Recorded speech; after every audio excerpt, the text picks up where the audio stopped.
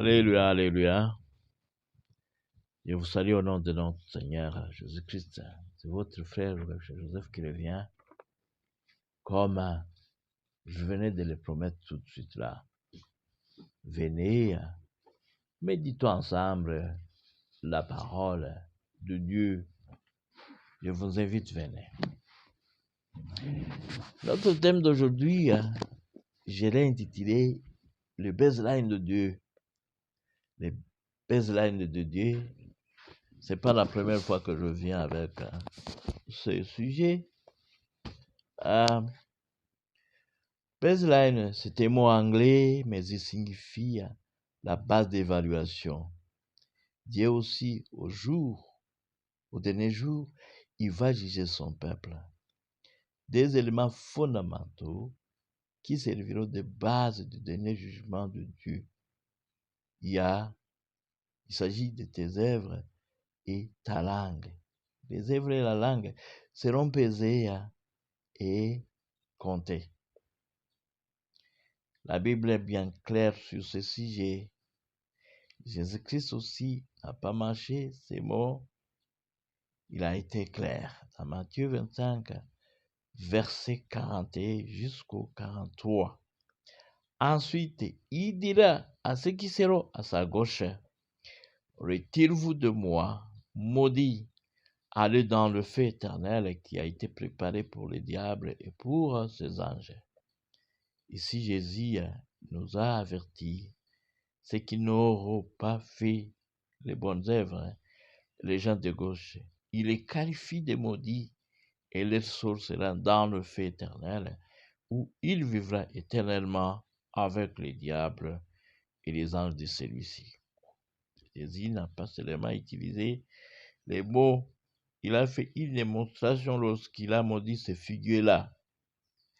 Car, ceci nous le lisons dans Marc 11, à partir du verset 11. Si ce figuier aurait porté de bons fruits, il ne serait pas maudit. Il en est de même. Nous aussi, nous devons avoir de bons fruits. À ce moment-là, au dernier jour, nous serons justifiés. L'apôtre Jacques, bien qu'il a écrit seulement une seule lettre, mais cette lettre est très concentrée et beaucoup plus pratique. Il a pris son temps à discuter sur la foi et sur les œuvres. Il a réservé 12 versets au sujet de la foi et les œuvres au chapitre 2, verset 14 jusqu'au verset 26. Dans cette méditation, je mets en évidence les éléments suivants. La foi non associée aux œuvres, elle est morte. Deuxièmement, la foi s'exprime bien quand elle est associée aux bonnes œuvres. Moi, je t'ai montré la foi par mes œuvres. Les œuvres rendent notre foi parfaite.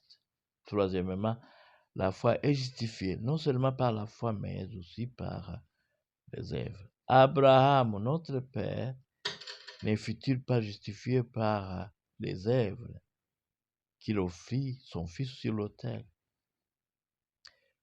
Quant à la langue, Jésus est très strict dans Matthieu 12, 36, 37.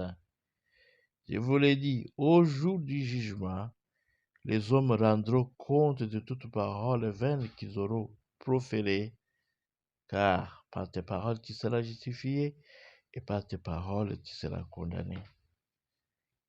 Encore la notion de justification revient. Les bonnes paroles justifient et les mauvaises sont sujettes à la condamnation.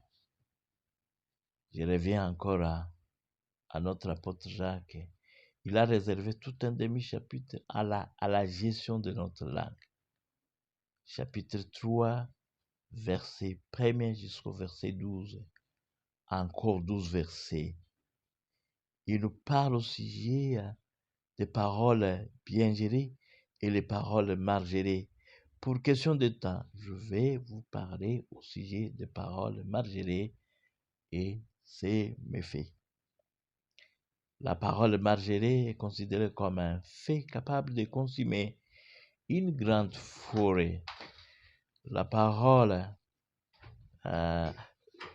ou bien la langue est difficile à gérer. Elle est pleine de venin mortel si elle est margerée. Troisièmement, la langue ou bien la bouche, si elle est margerée, elle est source de malédiction. Mon frère et sœur, est-ce que les derniers jugements constituent votre préoccupation? Que faites-vous aujourd'hui pour se préparer? Aujourd'hui, je mets devant toi des éléments importants qu'il faut s'y mettre pour préparer ta justification au dernier jugement. Dans le cas contraire, tu seras maudit et jeté dans le feu où tu vivras éternellement avec le diable et ses anges. Mes frères et sœurs, courons et fuyons la colère de Dieu du dernier jour. Dieu est amour, mais au dernier jour, Dieu sera vraiment en colère, comme la parole le décrit. Voici la description de ces jours. Apocalypse 20, à partir du verset 11 jusqu'au verset 15. Puis, je vis un grand trône blanc et celui qui était assis dessus. La terre et les cieux s'enfuirent devant sa face, et il ne fut plus trouvé de place pour eux. Et j'ai vu les morts, les grands et les petits, qui se tenaient devant le trône. Des livres furent ouverts, et un autre livre fut ouvert, celui qui est le livre de vie. Et les morts furent jugés selon leurs œuvres d'après ce qui était écrit dans ces livres. La mort rendit les morts qui étaient en elle. La mort et le séjour rendirent les morts qui étaient en eux, et chacun fut jugé selon ses œuvres. Le contenu de la révélation de l'apôtre Jean était vraiment similaire à la prédication de Jacques au sujet des œuvres.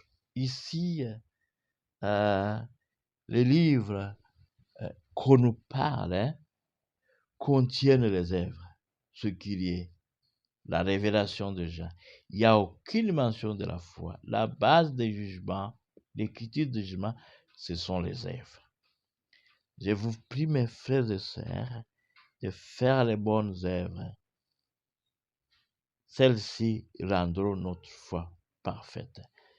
Que Dieu vous bénisse. Et à la prochaine. Amen. Amen.